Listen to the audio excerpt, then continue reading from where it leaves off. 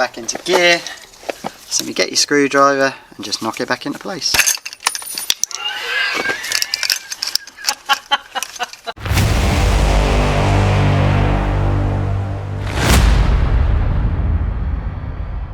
Alright guys, Pitbikesonic here, and in today's video guys, we're going to be doing a video that I probably do about once a year, and that is a video on basically servicing a pit bike, or everything that I do in between rounds, prepare the bike and get it ready and make sure it is as fresh as possible before we hit the track on a race weekend. So I'm going to go through some of the things I do, like changing the oil, cleaning the chain, cleaning the carb out, and just giving the bike a good old check over before we start going racing. This video is going to be a little different to previous ones, because in previous ones it's always been on a Gen 3 engine. We've now got a Gen 4 in, so there are going to be a few different things to what they normally would be on the Gen 3. Before I start this video guys, I just want to remind you lot, there's a little diagram or graph there. So many of you guys are not subscribed to this channel. Guys, it don't cost you a thing, but it means the absolute world to me if you could hit that subscribe button down there. If you look at that, there's loads of you watching this now who have not hit the subscribe button, so I'd really appreciate it if you could just hit that button for me. Right, so things we're going to start doing first on the bike before we start taking oil out, we're going to get the carb off and we're going to get the chain off. These are the two things that I clean out in between every race meeting. People would say that is a bit obsessive, but that's just the way I like to do things. So carb off, chain off. So I think we'll start with, let's get the chain off first, and I'll show you guys what I do to clean that. So, simple way of getting the chain off, spin the wheel, find the split link there, put it in gear, so then it no longer moves, get a flat-headed screwdriver, give the split link a little tap, mind you don't lose it, take it back out of gear and just roll it off. One dirty chain. So the way I like to clean the chain is I just literally get some fuel that's a little bit left over from last weekend, pour it on the chain and just leave that to soak for a couple of minutes. Simple as. You'll take it out and the chain will look like brand new. Just give it a blow off with an airline, it'll look brand new. Simple as that. Luckily the gearing from Rara that we've just left going to Clay Pigeon is the same, but what I like to do is, you will see me later in the vlog, we're going to completely jet wash the bike, make it look brand new, but obviously we want the sprocket nice and clean and looking good, shall I say. Get some WD-40, give it a spray on an old rag and just go round so you can see where all the oil mark is from the chain, and look at that. Oil marks just simply disappear, and look, sprocket looks brand new. So yeah, sprocket and chain, best way of cleaning, WD-40 and a bit of petrol. So that's the sprocket, nice and clean. The chain is still in there soaking. You can see that water has gone nice and black now, so it's getting all the old chain lube and grit and oil off it. So we'll leave that soaking in there while we now take the carb off, and hopefully once we've got the carb off we'll blow off that chain and that should be ready to go back on. But yeah, let's get this Makuni carb off.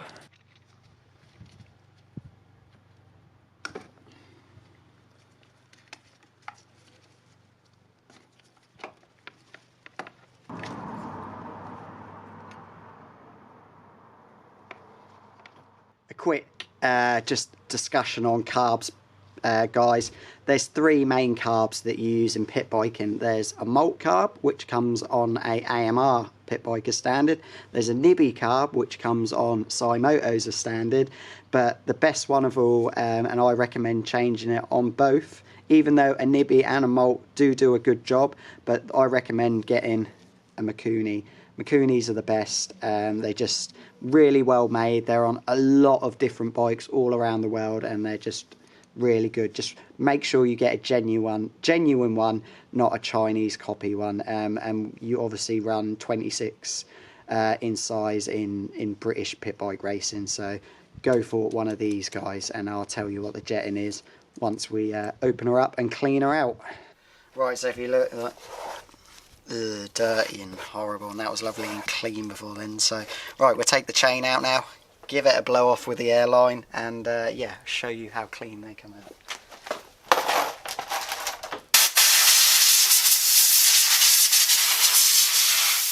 Once again, we get just an old rag, wipe it through, try and get in all the links, and you can just literally see the old oil and grease and everything that's in a chain lube just coming apart. Just imagine it's like your missus when she's had a clean shave down below, and look like you. Lovely. Alright, it's all lovely and clean. Our sprockets, front and rear, are all nice and clean. So we'll out of gear, in neutral, slide it back on, get our split link, back through, front one, like that, put it in like that, put it back into gear, simply get your screwdriver and just knock it back into place.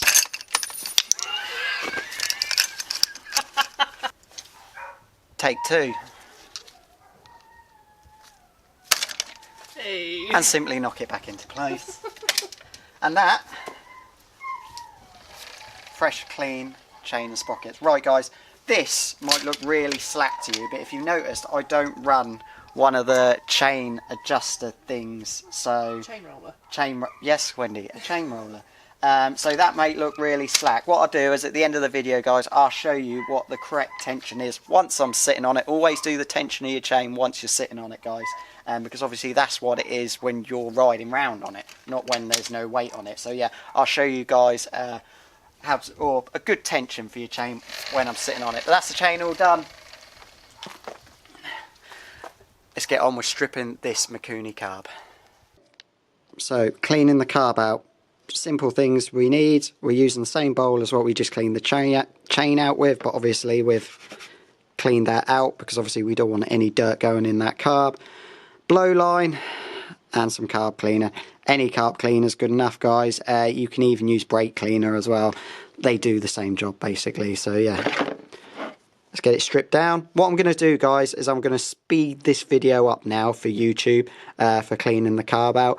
But what I will do is I will have this sat here like this. So if you want to see it in real time, me stripping it down, just in case you're stripping down a Makuni carb and you want to see how it comes apart and what you need to do, message me on Instagram or Facebook and I will send you this video of it slowed down. But let's fast forward and get this carb stripped down.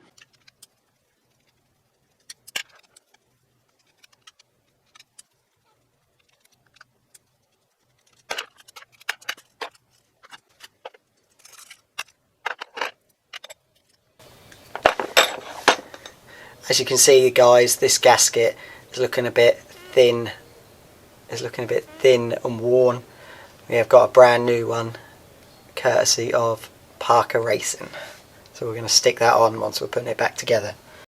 Always remember, guys, when you're putting the carb back together, make sure this little plunger is pointing on that bit on the float in the carb.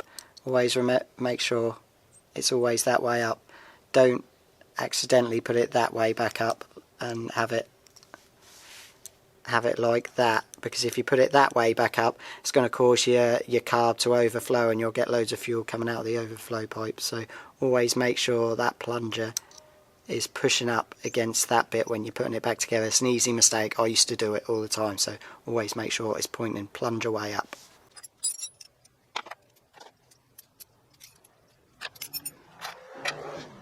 Right guys, so that's the carb all stripped down. As you can see now, there's nothing left in there. All the jets are out and all of that. So there they are, there's the main jet.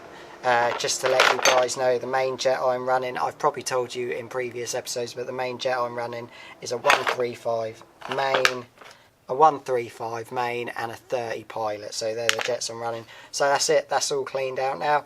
Next thing we're going to do is we've just got some true tension carb cleaner here. Any carb cleaner will do, even brake cleaner will do the job. We're going to give this a good spray out and yeah, and then give it a good blowout with the airline.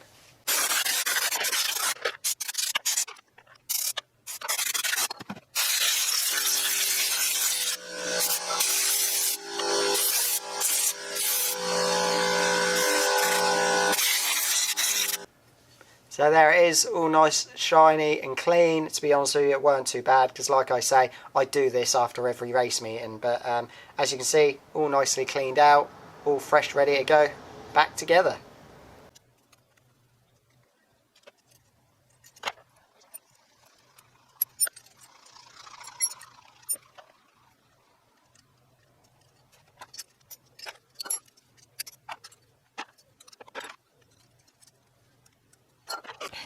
And there you go, boys and girls, that is what the carb should look like once you've put it back together.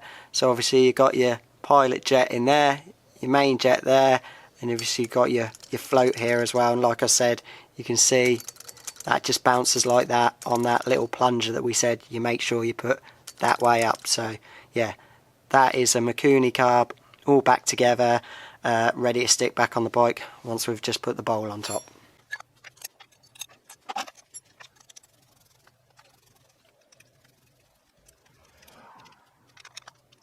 There we have it, one Makuni carb, all back together. Right, let's go on with the next job. Right, next up guys, we need to change the oil in our pit bike. And as I've told you many times before, there is only one oil you want to be putting inside your pit bike, and that is 7-1 racing oil. The only oil that is designed for pit bike racing. So it's absolutely mega stuff. And if you're not winning races, it's probably because you're not using 7-1 racing oil. And if you're not winning races, you're not attracting the birds. So this benefits your life in many ways, not just on the racetrack, but in other places as well. Go buy some. There's a link in the description below. If you don't want to go hit the link in the description below, Google 7-1 Racing. You'll find the oil on there. It's discount at the moment. It's on offer at the moment. And if you're a Patreon, you get even more discount as well, where I think you'd probably be able to get a bottle of this for probably about 5 to 6 quid with all the discounts on top. So make sure to go check out 7-1 Racing Oil. Right, let's go change this. We've also got a brand new catch tray as well because I smashed mine up at Rara in the crash. Massive thank you for Steve for lending me this one that's on there at the moment. I'll give him that one back and I'll stick this brand new one on. Once again, that was from Parker Racing.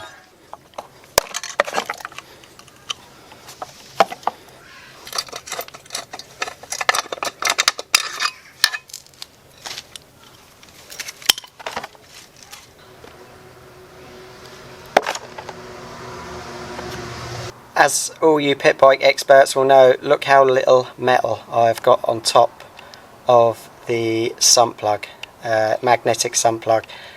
Not a lot.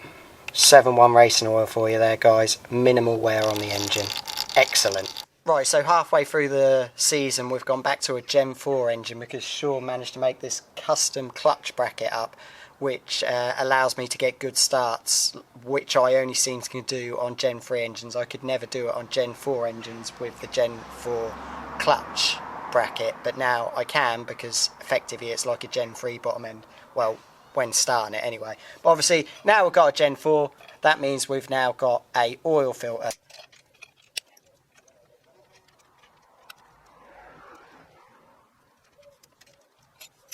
So at the front you've got this extremely long bolt, and then at the back you've got this extremely short one. There you go, so straight away you can definitely see the benefits of changing it even before we look at the filter. Look at the state of that minging. So yeah, definitely worth changing the oil filter regularly just to get all the muck out of the engine. So there's the oil filter, and I'll show you inside here quickly because it's pretty minging. So yeah, look inside there. Look at all that. So yeah, definitely worth changing regularly because that is disgusting. So you got that spring that goes at the back, and there's a little notch at the back in there that spring just sits in. But first, got some brake cleaner. Let's give all that housing a good clean out.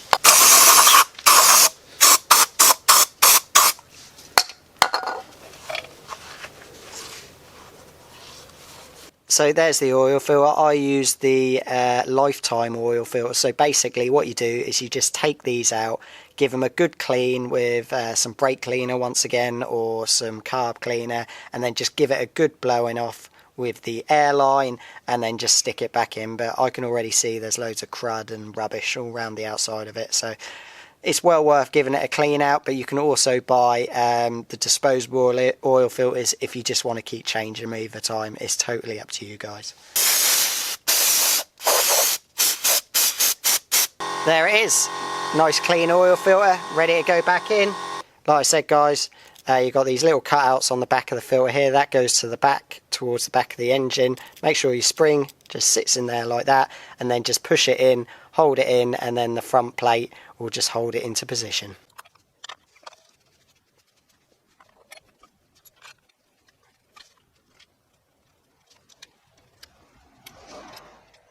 Right, before we stick the new 7.1 racing oil back in the engine, we have to do one more thing, and that is lock wire the sump plug. So we've got some lock wire, got the lock wire tool. I can't really get the camera underneath there, but I'll show you what it looks like once I'm done. So there you go, that is what a freshly lock wired sump plug looks like. Just have it in regulations for all the championships to stop the sump plug coming off and putting oil all over the track. Right, next up it's time to put our brand new fresh 7.1 racing oil into the bike. Now I don't run an oil cooler, as you can see, so I put 650 ml. Ignore the little window, 650 ml is what you want, so let's put it in.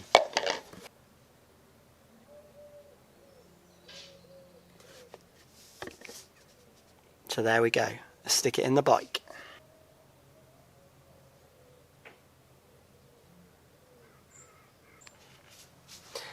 And that is all the oil changed. Like I said earlier, time for fresh catch tray to go on.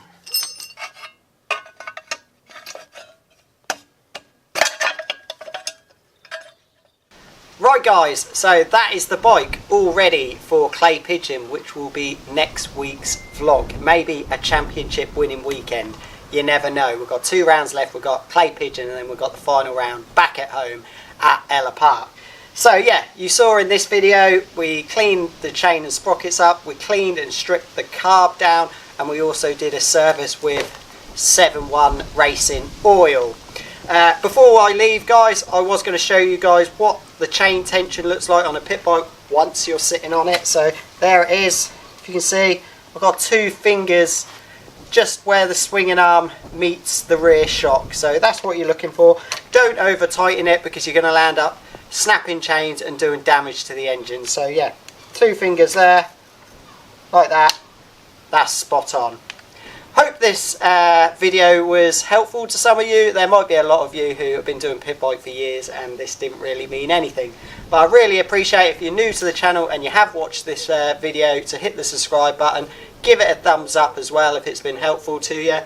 Massive thank you to 7.1 Racing Oil. Like I've said in the video, they're the only company who do pit bike designed racing oil. If you want to go buy some, go check out the link below. Massive thank you to all my Patreons. I'll see you next week for the Clay Pigeon vlog. Bye bye guys.